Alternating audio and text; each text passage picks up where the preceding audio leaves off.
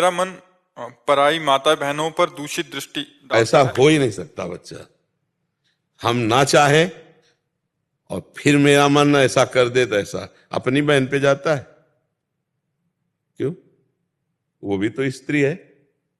आप देखना जरा, अपने पूज्य जन जो घर में है, बेटी है, बहन है, मां है, कभी नहीं जा सकता। अगर हम दूसरी तो फिर हमारे अंदर, अच्छा अब ये कह दे कि हमारी चाह नहीं है और मेरा मन चला जाता है, तो एक बात यहां समझनी है कि चले जाना कोई अपराध नहीं है।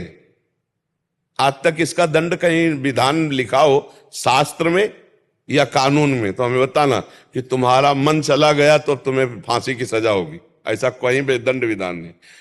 क्रिया ना होने पावे, क्रिया में है कलिकर एक पुनीत प्रतापा और मानस पुण्य होए और नहीं पापा। अगर हमारा मन किसी माता बहन में चला जाता है, गंदी भावना करता है, तो हम उसे वापस लाते हैं और डांट लगाते हैं, जैसे अपनी बहन तैसे दूसरे की बहन। आत्मना प्रतिकूलानी परेशान न समाचरित। हमारी बहन को कोई गंदी दृष्टि से देखे तो कैसा लगेगा? तो हमको अपनी आंखें संभाल के रखनी, दूसरी बहन बेटियों की तरफ गंदी दृष्टि नहीं देखनी। आत्मना प्रतिकूलानी परेशान न समाचरित। कैसे मन हमारा जा सकता है लेकिन हम उसके प्रति कड़ा व्यवहार मन के, कैसे चला गया पर हम उसको सपोर्ट दे देते हैं। हम कहते जरूर ऊपर से कि हम चाहते नहीं, पर हम चाहते हैं कि जो मन संकल्प विकल्प कर रहा है ये भोगने को मिल जाए तो बहुत बढ़िया है। अंदर से सुख बुद्धि होने के कारण बाहर से ना चाहने की वृत्ति होने पर भी हमारे द्वारा पाप कर्म बन जाते हैं, क्योंकि अंदर से हम चाह किए हुए हैं, अंदर से सुख बुद्धि है। जिस दिन अंदर से सुख बुद्धि खत्म हो गई तो जैसे अपनी बहन को देखने पर विकार नहीं आता, ऐसे दूसरे की बहन को देखने पर विकार नहीं आएगा। उसमें भोग में सुख बुद्धि है, इसलिए हमारा मन चला जाता है।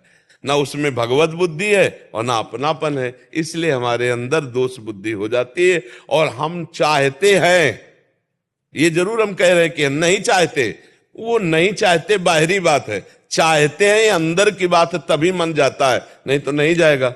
जैसे हमने अंदर से कभी नहीं चाहा मांस को तो कभी मन नहीं गया, कभी नहीं चाहा मदिरा को तो कभी ले गया।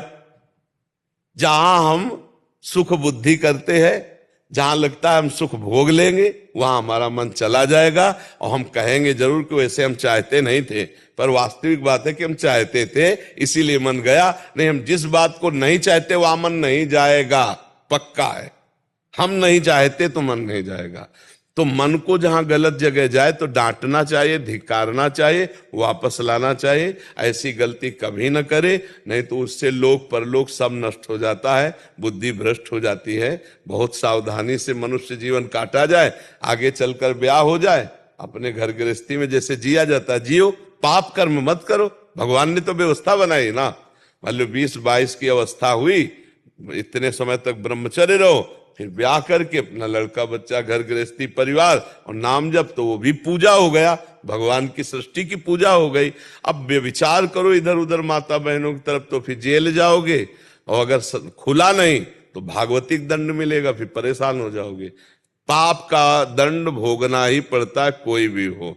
इसलिए हमको चाहिए नाम जप करते हुए जहां मन गलत जाए वहां उसे डांट लगाओ और गलत को गलत समझो, गलत को कभी भी सही स्वीकृति मत दो, तो पाप कर्म नहीं बनेगा। मन तो चला जाएगा पर पाप कर्म नहीं बनेगा। कर्म बन गया तो भोगना पड़ेगा।